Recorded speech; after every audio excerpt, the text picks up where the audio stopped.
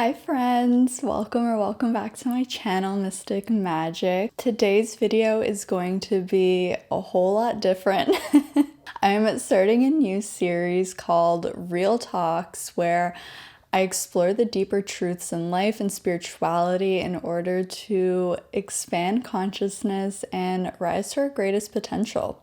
In today's episode, we're going to be talking about overcoming fear, how our fears hold us back, and some tips that I have on overcoming fear. Don't forget to like and subscribe if you enjoy watching. It means so much to me. And also, if you have any topics for future videos, please leave them down below. I would love to hear your suggestions if you have any. I don't know how often I'm going to film episodes for this series, but I already have a couple of more ideas. But like I said, I'm always open to hearing other suggestions, so let me know down in the comments. Disclaimer. I am not a doctor or mental health practitioner, and my videos should not be taken as a replacement for medical or professional advice or diagnoses. Always seek professional guidance and advice when necessary or needed. Use your own judgment when making decisions. So I thought this would be a great place to start because it's often our fears that prevent us from stepping outside of our comfort zone and trying something new.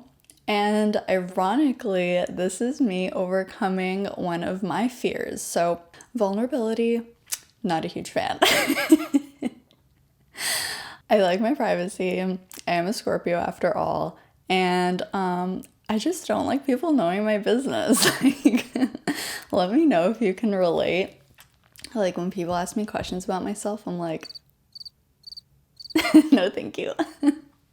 One thing that I've realized is that it's really scary to get what you want, because often there's a whole process involved in actually getting to the point where you get what you want, and you go through a lot of struggles, a lot of challenges, struggle with doubt, you struggle with worthiness. Is this ever going to happen? You're scared of not ever getting it, but then you get it, and then you're afraid of losing it. You're afraid of it being ripped out of your hands. You're afraid of all the hard work that you've put in to get this thing that you want so badly, and then it's just gone.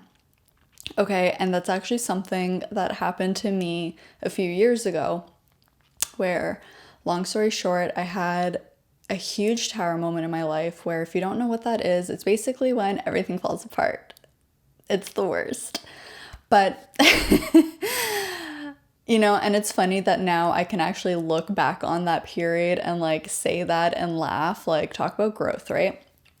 But so everything fell apart. I got what I wanted, okay, which was to be overseas, live in a different country. I got my master's. I got to live with my partner who I do long distance with. I made a whole bunch of new friends. I was independent. I was free. It was like beautiful, okay? This was like I was living the dream. But the thing is that like when we get what we want, we don't think about it having an expiration date. It just doesn't even cross our minds because we're like, this thing that I want is just gonna last forever. You don't think about it ending. Why would you think about it ending? That's not fun. And so it ended, and eventually I had to come home, and it was this like huge shocking thing because I went from being completely independent, making a lot of new friends, to coming back home, falling back into the same routine that I was in before I left, being long distance, not only with my partner, but with all of my friends too. And it was really hard. And I was like, it took me a long time to actually let go of the fact that, the dream had ended. And for a long time, I couldn't even understand, like, why is this happening? Why did it have to end? And it was so hard for me to just appreciate the fact that I was able to have it at all, even if it was for a shorter period of time than I wanted. It was that fear of, wow, I got what I wanted and now it's gone and I don't have it anymore. And my happiness just went along with that dream ending. So for a very long time, I just went into hermit mode, and I totally became reclusive. I like, stopped socializing, stopped talking to people, I stopped going out.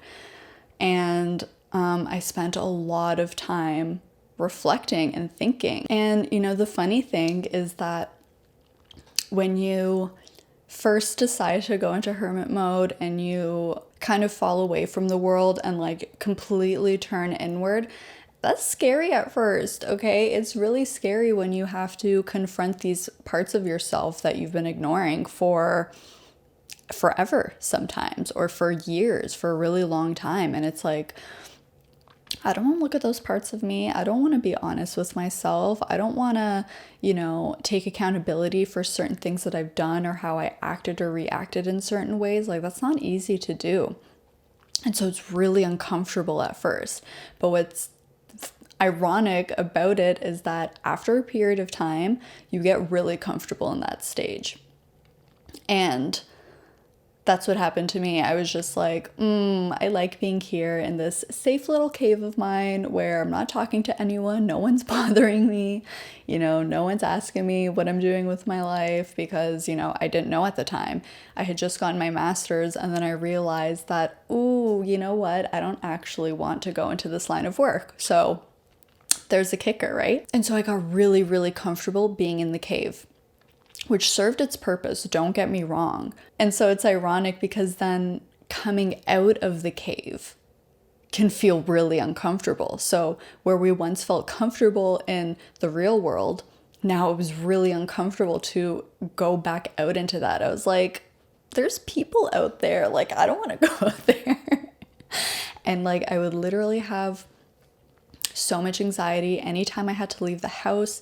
If I had to drive anywhere, even if I was literally just like going out, hanging out with my best friend, I would literally get a panic attack, an anxiety attack. I would freak out because I was feeling so out of my comfort zone of going back out into the world, because I was still in the process of healing and also learning and understanding who it is that I truly am. And so the last 3 to 4 years has been a series of me overcoming my fears one at a time. And I will say it does get easier. It's not easy, but it does get easier the more that you do it. If you've ever been in hermit mode or in a similar situation, you know how hard and scary it can be to get out of your comfort zone again and get back into the world. And that's what I've been doing. And that's exactly what I'm doing here with this video today, with this new series that I started. I really want to put myself back out there and get out into the world. I want to be comfortable with being seen. I want to be comfortable with talking to people. I want to be comfortable with sharing my ideas, my opinions, things that I've learned during this journey of mine, because I really hope that by me doing this, it can also help other people. So a few weeks ago, I was eating a Bachi chocolate, which if you don't know what it is, it's right here. And also, if you don't know what it is, what are you doing? You need to go buy them. They're delicious. But so each one inside has this like little paper with a quote in it. And, I always read the quote. Sometimes it's really cheesy. Sometimes it's very enlightening. And so I read it, and it was a quote by Aristotle. And it said, "He who has overcome his fears will truly be free." And I was like, wow, that's really deep. It's really deep. I wasn't expecting that. And it was also really true. And this leads me to a revelation that I had a couple of weeks ago.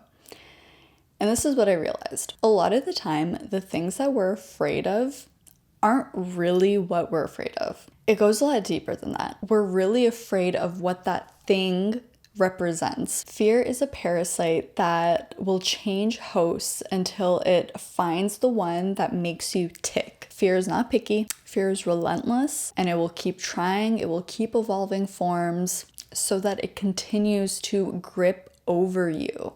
All fear wants is to control you.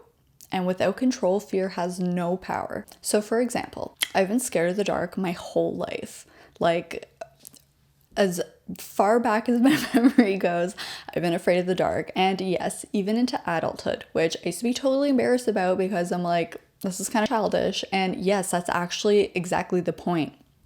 when we don't do inner child healing, those wounds and traumas and fears from our childhood stay with us, and mentally and emotionally we stay stuck at that age from when that trauma happened. So of course it's completely normal to have the exact same fears now as you did when you were a kid.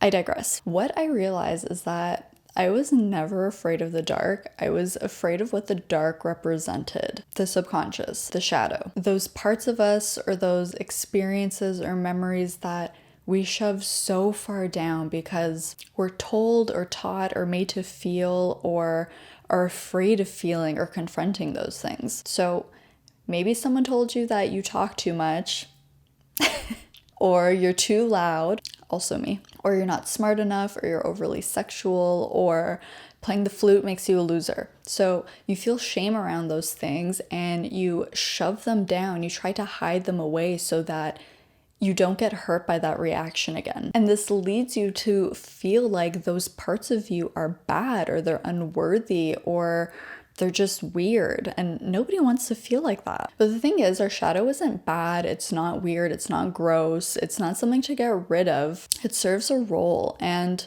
it's those parts of us that need comfort. It's those parts of us that need to hear, you don't talk too much, you have a lot of really great ideas, or you're not too loud, you deserve to be heard. You're not stupid, your sexuality isn't something to be ashamed of, and playing the flute is a beautiful talent. But when we leave the shadow unchecked, it can create fear manifest in so many ways without us even realizing it. So maybe we don't speak up when somebody hurts our feelings because we're afraid of being hurt in the exact same way that we were the first time it happened. So while fear is necessary, because after all it does keep us safe, a lot of the time it also holds us back from really going after the things that we want, things that would make us feel really happy, things that we're excited about. And it also holds us back from creating the life that we truly want to have. Well, I can't do that because what'll people think of me? Or a person like me can't do something like that. It doesn't matter who you are,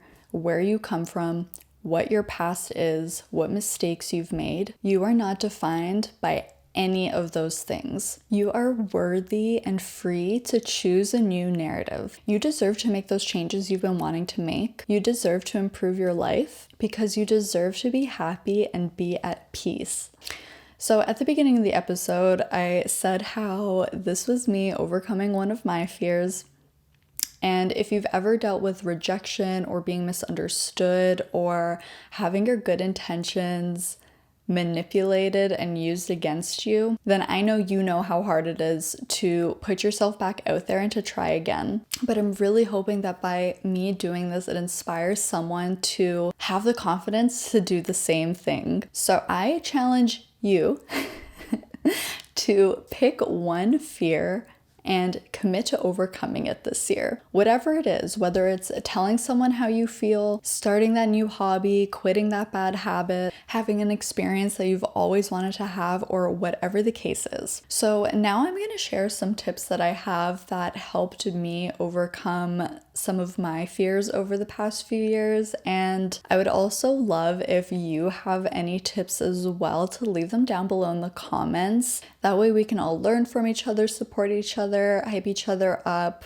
Overcoming begins with awareness. Understand the root of your fear. Is it a fear of rejection, a fear of abandonment, a fear of failure, a fear of success, a fear of being seen? Find acceptance and extend compassion towards yourself.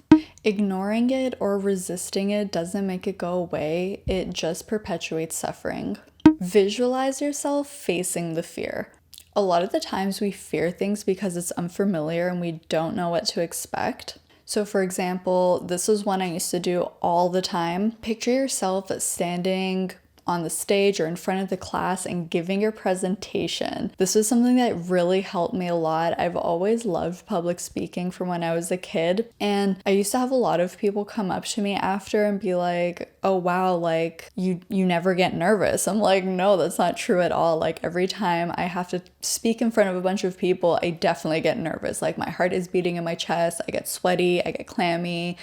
like I'm a mess. Part of what helps is visualizing yourself doing it, because the brain doesn't know the difference between what's just in our mind and what's actual reality. So by you visualizing it and picturing yourself giving this presentation, how you're going to stand, how you're going to use your hands, what you're going to say, you're rehearsing that. Even though it's just in your head, your brain believes that you're already doing it or you've already done it. And so when you actually get up there, yes, it'll feel scary, but it'll also feel a little bit familiar to your brain because you've already done it. So practice what you would say and do in the situation by visualizing the desired outcome that you want to have. Find small ways to face your fears. So not everyone is just going to be able to throw themselves into it. And hey, if that works for you, that is so great. But for example, if you're scared of water, you're probably not going to go scuba diving. It's probably just not going to happen. You need to take baby steps, and that's fine. Which leads me to my next point. Celebrate these victories no matter how small they are.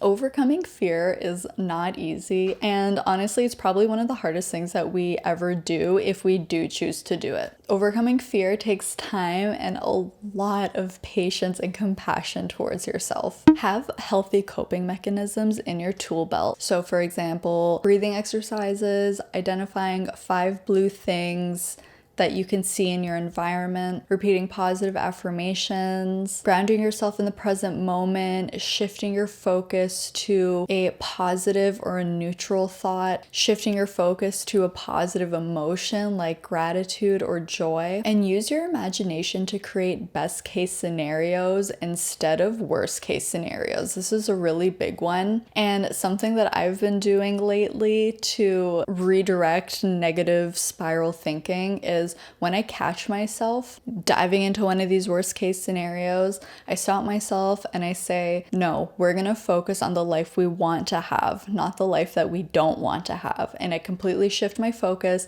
and I'll use my imagination to come up with something beautiful and fun and exciting, something that I actually want to experience. Finally, keep going. You are doing amazing. Real talks, things may not always go as planned. Not every experience is going to be a good one, but every attempt you make builds strength, confidence, and resilience, and it loosens the grip that fear has over you. So I'm going to leave you here with one final quote that I've known for years, and it's increasingly really helped me a lot, and it's something that I repeat to myself all the time. It's actually the title of a book, and I haven't read that book, so can't tell you if it's good or not. But the quote is this: feel the fear and do it anyways. We sometimes think that one day I'll wake up and I'll just feel confident enough to tell that person how I feel, or to make that career change that I've been wanting to do, or to start that new lifestyle that I dream about. But the truth is, by doing that, we always push our desired life out into the future and further away from where we are right now. And the truth is, you may not ever feel ready. You may always feel scared to take that first step, to put yourself out there. And just know that you can be afraid and still be brave at the same time. You can be afraid and still choose to take one step forward, to take one action towards your desired life. Thank you so much for spending this time with me today. I love you so, so much. Have a beautiful and blessed day wherever you are in the world, and I'll see you in my next video. Bye.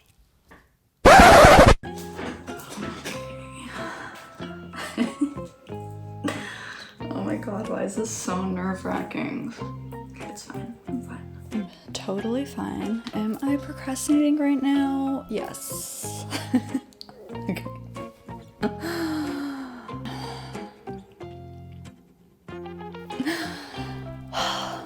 Okay, I'm fine. This is fine. Oh, there's something in my eyeball. Oh my god. So a few weeks ago, no, I'm thirsty. Hold on. Overcoming fear is one of the hardest things that we probably have to do. Overcoming fear is not easy. It's probably one of the hardest things that we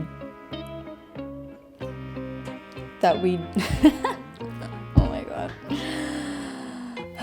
Overcoming fear is not easy, and have healthy coping mechanisms in your tool belt. You're doing amazing, sweetie. Okay, I'm so proud of you. Mwah. I got my stomach.